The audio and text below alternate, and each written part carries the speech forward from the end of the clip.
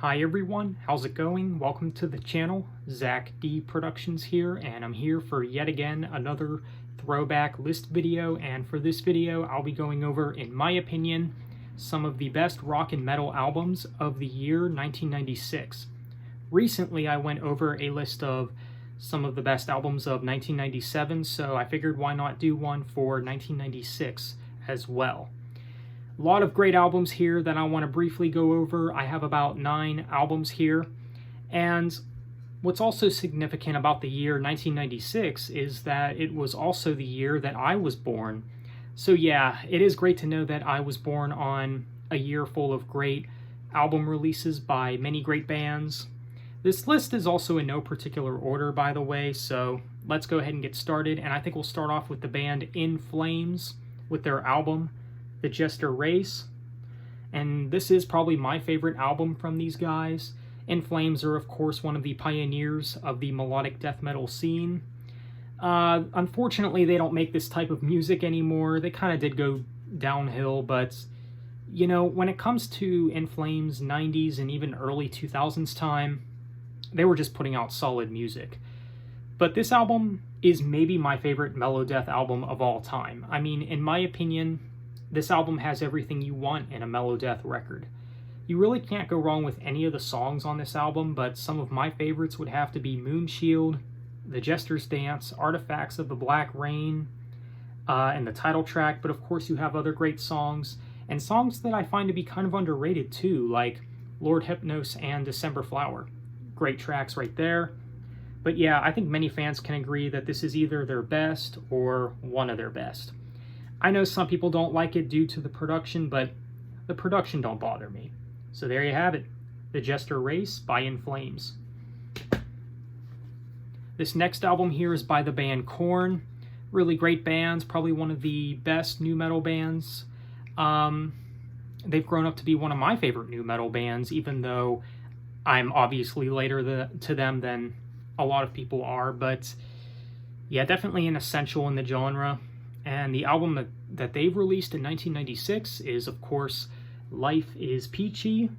And as you can see, this is a 3-album copy that I have here that comes with the debut, Life is Peachy, and Issues. But Life is Peachy is the album that released in 1996. So that's the album that we're going to be focusing on. But yeah, Life is Peachy. A bit different from their debut, in my opinion.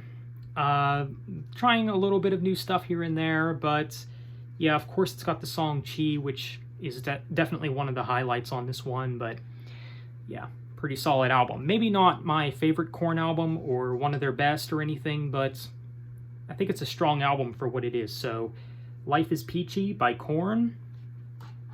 Okay, so next we have Pantera with their album, The Great Southern Trendkill.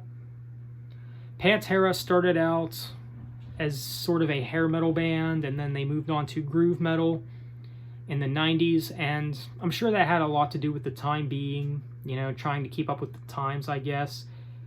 But yeah, I do think that they have gotten better since their 90s work, and that usually doesn't happen, you know? Usually it's a band's older material that ends up being some of their best, but Pantera is not like that. And of course, that has a lot to do with these sort of subgenre changes, but yeah. Now, I'm actually of the opinion that this is not only one of Pantera's best, but I also think that this album is better than Far Beyond Driven, which I know is kind of an unpopular opinion, but it is what it is. This album here, I think, is one of their heaviest too, and they are trying some different stuff on here as well, such as with the song Floods. That's a great track. But yeah, obviously Pantera, they're legends. Very important band in metal, I would say. So, The Great Southern Trendkill by Pantera. Next, we have Overkill, The Killing Kind. Maybe not one of Overkill's best, but for what it is, it's a good album, I think. Now, like with Pantera, Overkill during this time, you know, they were sort of experimenting with more groove metal influence material. You know, they used to do some more epic thrash metal in the 80s. Not that they ever lost their thrash sound during this time, but you can tell where their influences were coming from at the same time. But for what the album is, it's pretty good, even though during this time you could tell they're somewhat influenced by more groove metal. But that's not a bad thing, because it's still a good album, even though it's not one of their best. So, The Killing Kind by Overkill. Next, we have Sepultura and their album Roots. Some people say that this was either Sepultura's last good album, or this is the album where they started to drop off, I guess. I believe this is also the last one with Max Cavalera, but either way, I still think it's a good album. Of course, you have the iconic song Roots, Bloody Roots, and Attitude. Those are great tracks. The opening tracks, especially, are fantastic. But yeah, lots of heaviness, lots of aggression going on here, and yeah, solid stuff. I don't think this album is as bad as some fans say it is. Obviously, this album does get some mixed opinions. There's people that really love the album, and then there's people that think the album is kind of meh. But I'm actually of the opinion that it's a solid album. So, Roots by Sepultura. Next, we have Metallica and their album Load. Obviously, you know, another sort of mixed album in Metallica's career. This is the album where many fans say that they dropped off. I'd say this is the first Metallica album where they weren't thrash metal. At least I would say. I know some people might say that about the Black Album, but whatever. This album here, I don't think it's as bad as many fans say. Yes, it's a bit different. They're trying something different. You know, there's more bluesy, more country sounding stuff on here, but is the album bad? No, I don't think so. Not necessarily, anyway. I mean, it's not one of their best. It's definitely not, but, you know, it's not bad. I mean, some of my favorite tracks on here would have to be The House Jack Built, Until It Sleeps, King Nothing, which is probably my favorite on here. And then you, of course, have the country-influenced song, Mama Said.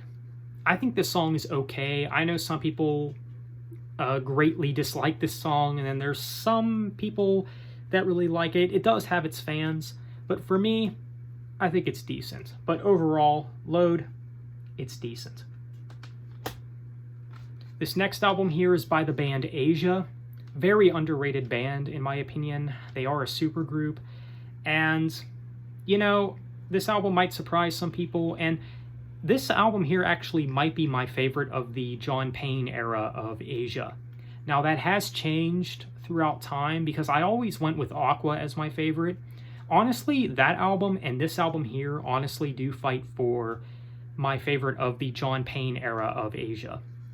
Both pretty strong albums, though, in my opinion. So, yeah, and this album here in particular I think is very underrated. And so the album from Asia that I have on this list is their album Arena.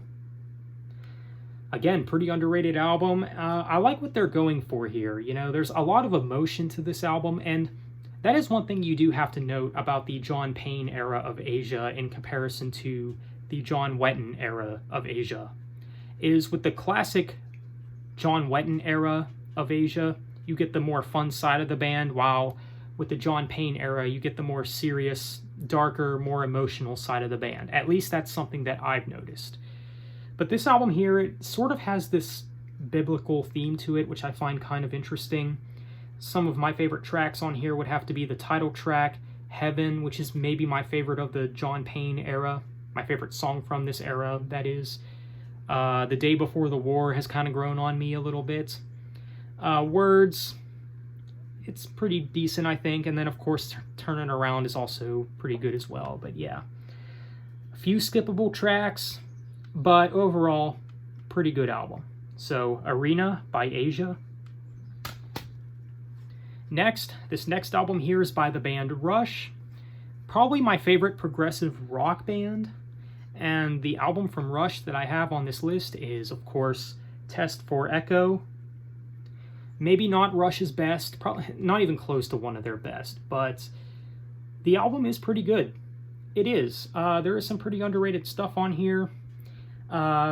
you know, it's more heavy as well, and you could tell during this time, you know, they weren't making more proggy rock during this time, but still, they were still putting out some pretty good music. Some of my favorites would have to be the title track, Half the World, Time in Motion, Virtuality, and Resist. Pretty strong tracks. So there you have it. Test for Echo by Rush. So this last album here is by the band Soundgarden. Of course, rest in peace to Chris Cornell. And this was their last album in the 90s before they came back with their final album, King Animal. So the last album of Soundgarden's 90s era was, of course, Down on the Upside. I have seen some fans say that this is their favorite, or at least one of their favorites. It's not one of my favorites, but it's still a good album, though. In my opinion, I don't think there's ever really been a bad Soundgarden album. Of course, you have Pretty Noose and Rhinosaur on here, which are really solid tracks, but yeah, there you have it. Not one of their stronger albums, but for what it is, it's good. So there you have it. Down on the Upside by Soundgarden. Alright, so that's it for this video, guys. That's it for the list of some of the best rock and metal albums of 1996. Feel free to let me know what you think. Do you agree with my choices? Do you think I've missed any? What albums would you say are some of the best of 1996? Feel free to let me know. So on that note, be sure to leave a like and subscribe if you haven't already. Thanks for watching. Have a nice day and take care.